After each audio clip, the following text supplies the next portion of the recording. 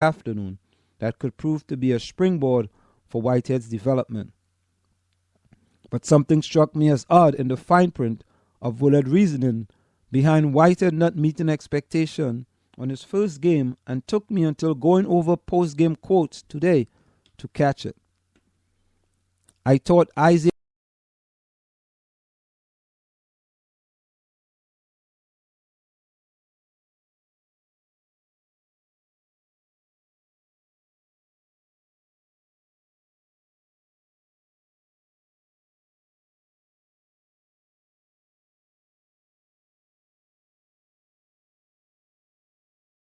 that I will consider the same class as Whitehead coming into the season.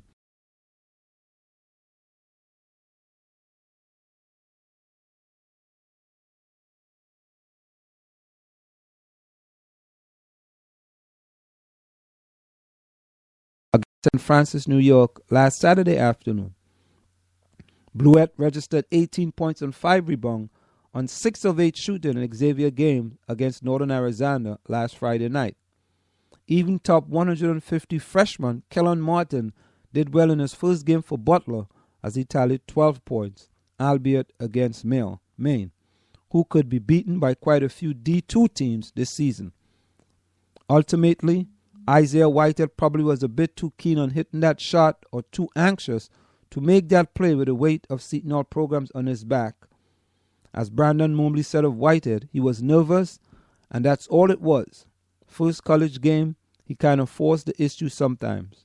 That's fair, valid, and very plausible reasoning. After all, the kid is human and susceptible to fan and media pressure, and that's a lot of both.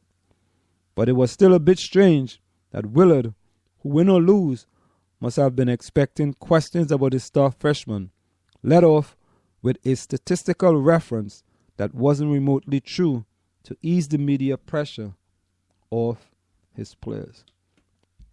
So there you have it. Sports. Let's go over to this other article I wanted to address before we go to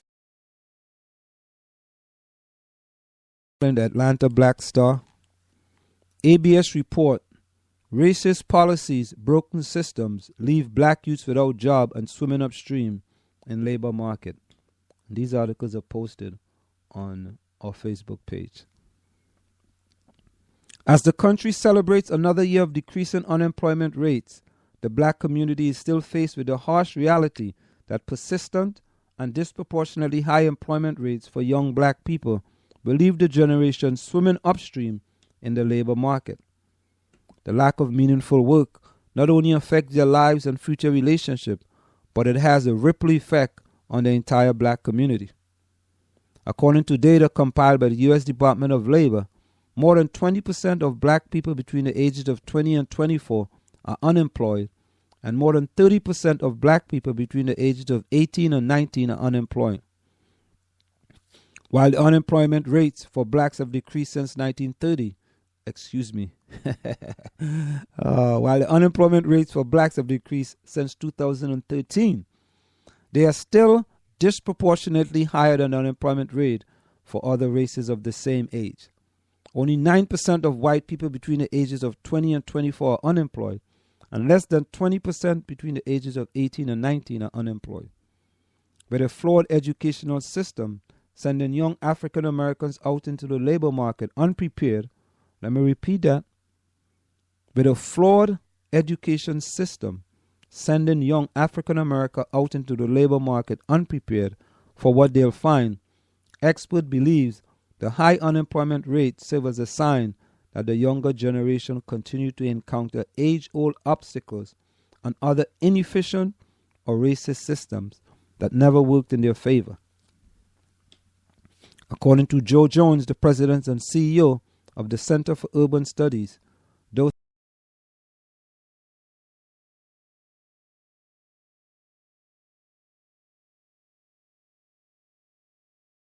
young black men for years.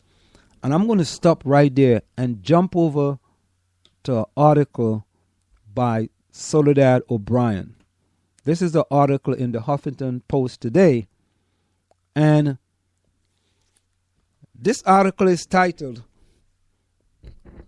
"The Human Toll of Stop and Frisk." And as I was reading that article, it jumped me over to this article. And as a matter of fact, this is a documentary that's on right now on, let me see where it is. It's on, I think it's on CNN. Yes, it's on right now.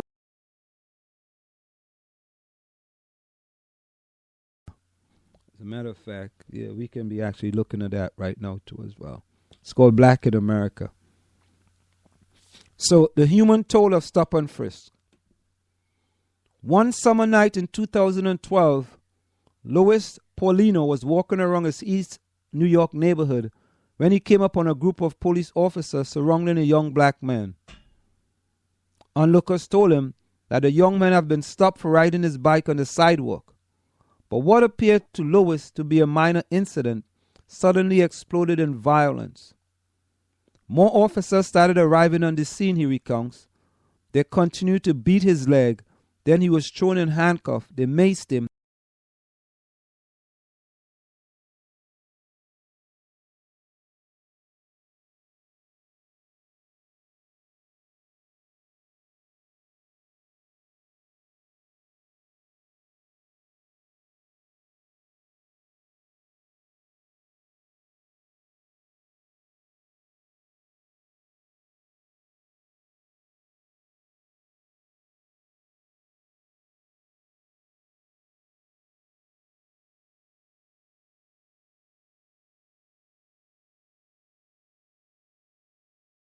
Oscar grant in 2009. Derek Jones the following year. Raheem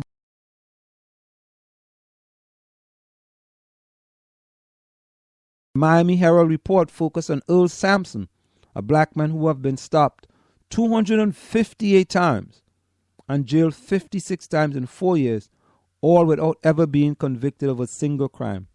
He worked at a quick stop and was often charged with trespassing for taking out the trash.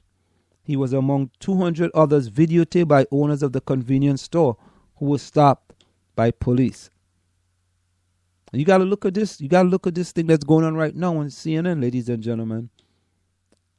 It's a very interesting story. These are just a few random examples of the overly aggressive policing in communities of color over the past 15 years. Practices like stop and frisk, meant to bring down crimes in the inner cities, have only helped destroy the delicate fabric of trust between law enforcement and the black community. You know, as we say that, there was an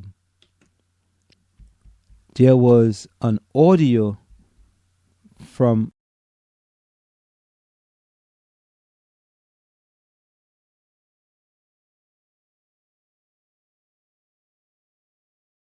happening in our country, and you know, we need to be mindful. We need to be very mindful because I think this is it. Let's see if this is it. I think this is it. This is an audio from Ferguson. Let's take a listen to this one.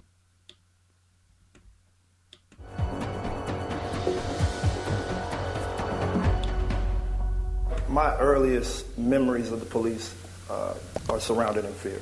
I watched my father get pulled over in the backseat of a car when I was a toddler.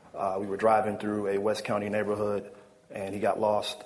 And he pulled into a driveway, and the police officer pulled up and locked us in, asked him what we were doing in the neighborhood, and he followed that up with, "I know you don't live here." And we were simply lost. And this is my very first memory of the police. After the Ferguson incident, I can firmly tell you that I have zero faith in the police force. Do you feel there's no one to protect you? Nobody. That if something happened and someone broke in your house, you don't dial 911? Why? I've had cases where a pistol was pulled on me. I call the police. They come to my house. They treat me as if I'm the criminal. I called 911. And this happens all the time. It's not new. I think that it does definitely start with the black community. But it also starts with us recognizing, similar to what Phil said, The system is broken, right? And we've been screaming for 300 years, fix the system, please. Help us fix the system. Fix the system. I remember when we went to the Ferguson Police Department the day after Michael Brown was murdered, people were out there saying, well, you guys need to go vote. Well, what about the young black people that are politicized? Senator, what do you say when people just reject out of hand that solution, a political solution? Well, power is important.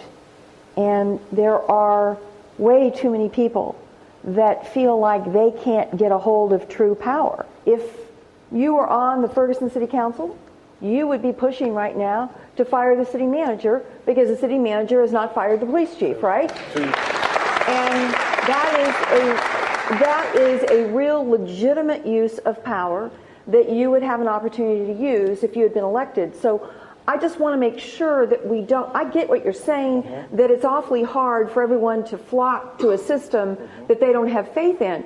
But if you are part of that system and have power, and you have a vote, and you have the ability to say no or say yes, then and for young people to reject that as an opportunity, I think is a real missed opportunity. But me being a part of the city council does not eradicate racism.